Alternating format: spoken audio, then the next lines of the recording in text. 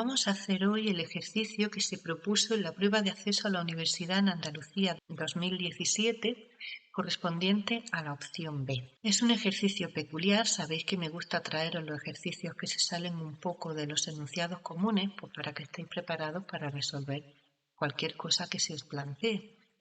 En este caso lo que tenemos es un campo magnético oscilante y una bobina con resistencia. Así que vamos a ver cómo lidiamos con todo eso para resolver el ejercicio. Veréis luego que no es para tanto. Como siempre vamos aplicando paso a paso las distintas leyes de la física y vamos llegando a nuestras conclusiones.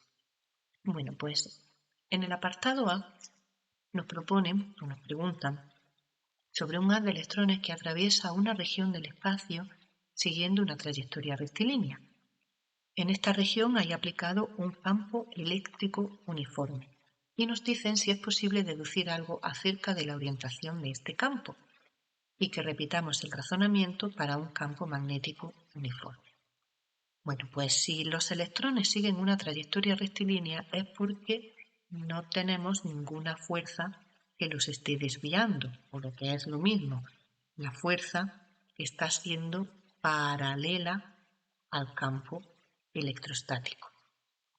De manera que los únicos dos casos que se pueden dar es o que el electrón se acelere o que el electrón se decelere, y eso dependerá de que los vectores sean paralelos o antiparalelos, es decir, que formen entre sí un ángulo de 0 grados o de 180 grados. Por ejemplo, en la situación en la que tenemos un campo eléctrico en este sentido,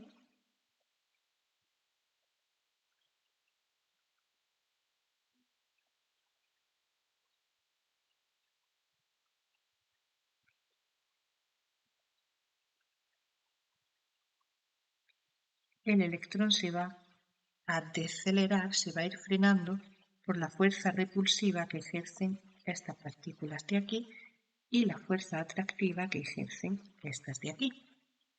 Sin embargo, si tenemos el campo en este sentido, aquí estarían las cargas positivas y aquí estarían las cargas negativas.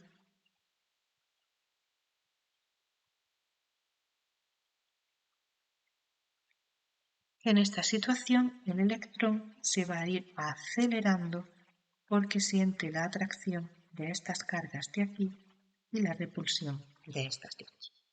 La relación entre el campo magnético y la velocidad de la partícula nos viene dada por la expresión de la fuerza magnética. La carga y el producto vectorial de la velocidad con el campo magnético. Bien, ¿qué nos dice esta expresión? Esta expresión nos dice que la fuerza magnética, la velocidad y el campo son perpendiculares entre sí. Por lo tanto, para tener una trayectoria rectilínea necesito que la fuerza magnética sea cero. Y esto ocurre solamente si el seno del ángulo que forman la velocidad y el campo magnético es cero, puesto que la carga nunca va a ser cero, no está en reposo puesto que se está moviendo en el campo magnético, y si el campo magnético es cero, entonces no tendríamos campo. Así que la única posibilidad es que el seno del ángulo sea cero. Y eso ocurre solamente cuando el ángulo es o bien de 0 grados o bien 180. De manera que se tiene que cumplir nuevamente que la velocidad sea paralela al campo magnético. Y ya tenemos resuelto nuestro primer apartado. No ha sido tan difícil, ¿verdad? Vamos ahora con el siguiente. Vamos con el apartado B. En el apartado B vamos a hacer un dibujito porque nos va a ser más sencillo. Recopilamos primero todos los datos. Tenemos una bobina de 10 espiras, por lo tanto n vale 10. El radio de estas espiras es de 15 centímetros, yo os recomiendo siempre que cuando anotéis aquí los datos, automáticamente lo paséis a las unidades del sistema internacional, para que así luego cuando sustituyáis los datos no haya problema de que metáis el número de manera errónea. Y el campo magnético, 2 coseno de 2 pi t menos pi cuartos. Y esta expresión nos está diciendo que tenemos un campo oscilante. Y nos dicen que es tal que la dirección del campo forma 30 grados con el eje de la espira. Bueno, a todo esto lo que nos preguntan es el flujo y la intensidad para un tiempo de 3 segundos.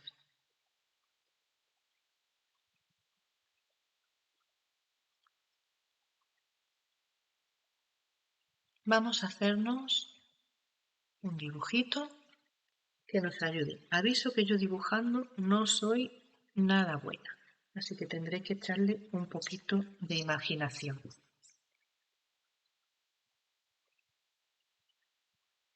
Bueno, pues este sería nuestro solenoide, ese el eje de la bobina, y el campo magnético vendría con esta dirección. Vamos a sacarlo a una sola espira. Poniéndolo con un poquito de perspectiva, este es el eje de la espira, o lo que es lo mismo, nuestro vector superficie, y este de aquí es el campo magnético, y estos son los 30 grados que forman entre sí. Pues como lo que nos preguntan es el flujo, vamos directamente a calcular el flujo. Recordamos, el flujo viene dado por la integral del campo magnético, producto escalar, con el diferencial de superficie. Si desarrollamos este producto escalar, sería el campo, el diferencial de superficie, que lo pongo al final, y el coseno del ángulo que forman estos dos vectores, que sabemos que es 30 grados.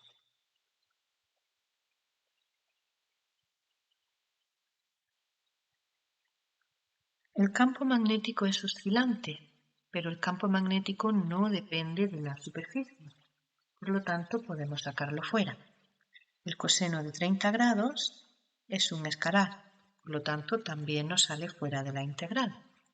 Así que el flujo, sacando todas las constantes de integración, sería el campo magnético, que podemos poner ya su valor, 2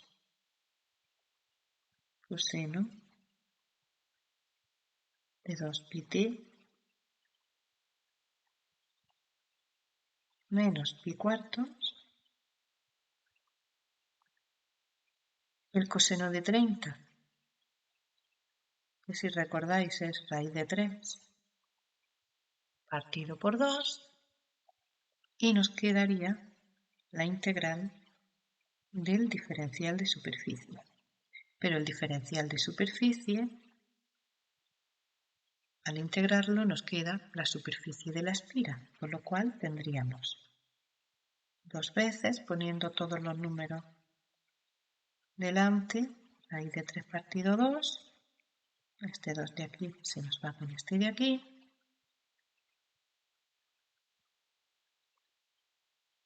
coseno de 2 pi t menos pi cuartos y la superficie de la espira. Y la superficie es pi por r al cuadrado. Bien, este flujo que estamos calculando aquí es para una sola espira. El flujo total será el número de espiras por el flujo que corresponde a una espira. Por lo tanto, no tenemos más que multiplicar por 10 la expresión anterior. Pues sustituyendo todo, nos queda 10 raíz de 3 coseno de 2 pi t menos pi cuartos por pi por r cuadrado. Y metiendo todos los datos, nos queda como resultado 1,22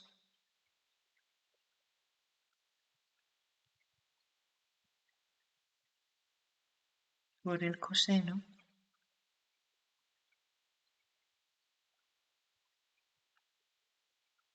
de 2 pi t menos pi cuartos. Y como nos piden el flujo a los 3 segundos, pues lo único que hay que hacer es sustituir en la t el 3. 1,22 coseno 2 pi 3 menos pi cuartos. Y esto nos da como resultado, y ya tenemos el flujo total a los 3 segundos. Vamos a calcular ahora la intensidad, que es lo que nos queda.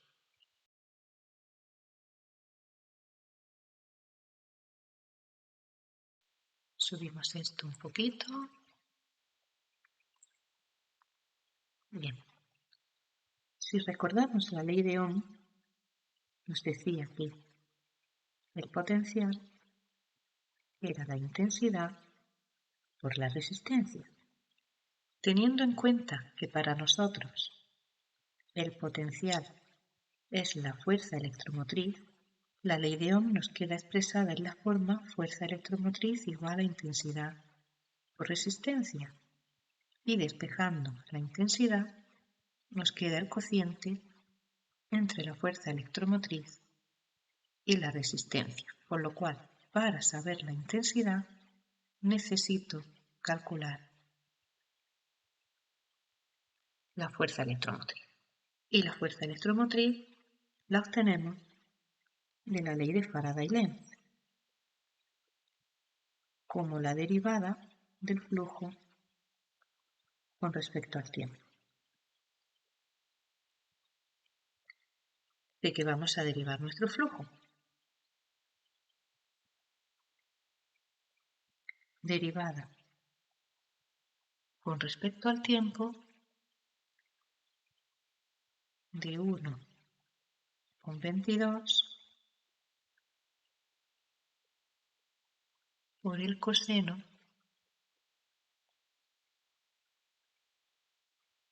de 2 pi t menos pi cuartos. Y cuidado, porque como lo que quiero calcular es la fuerza electromotriz de toda la bobina, tengo que poner el flujo completo. Bueno, pues si hacemos esta derivada, sacamos fuera el 1,22 porque es una constante y derivamos el coseno aplicando la regla de la cadena. Por lo tanto, la derivada del coseno es el menos seno de todo lo que haya en el argumento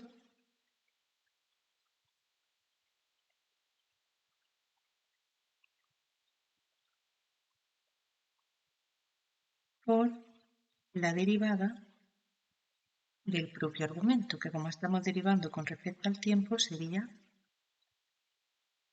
2pi.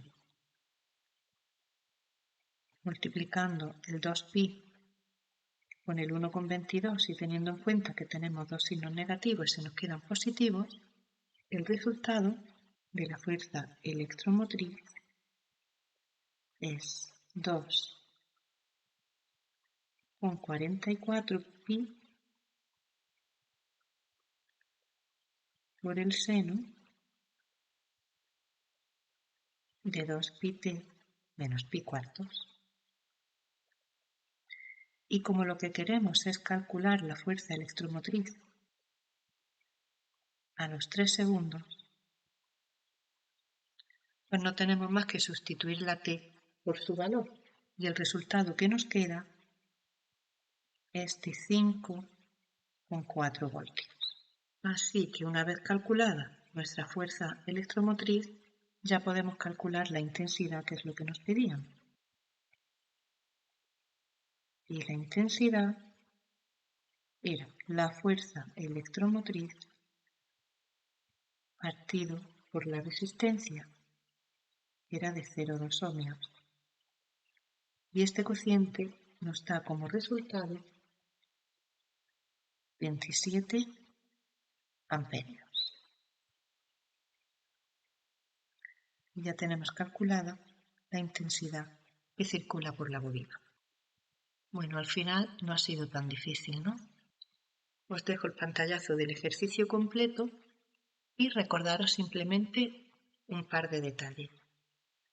Importante, que estamos calculando el flujo para una bobina, pero cuando nosotros hacemos la integral, lo estamos haciendo solamente para una espira.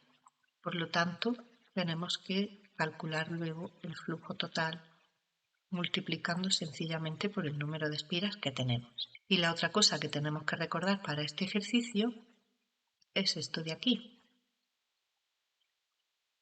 la ley de Ohm, y que en los circuitos que nosotros estamos estudiando, el potencial no es ni más ni menos que la fuerza electromotriz inducida. Pues con esos pequeños detalles, solamente con eso, tenemos nuestro ejercicio resuelto sin mayor complejidad, como habéis podido ver. Bueno, pues espero que os haya servido.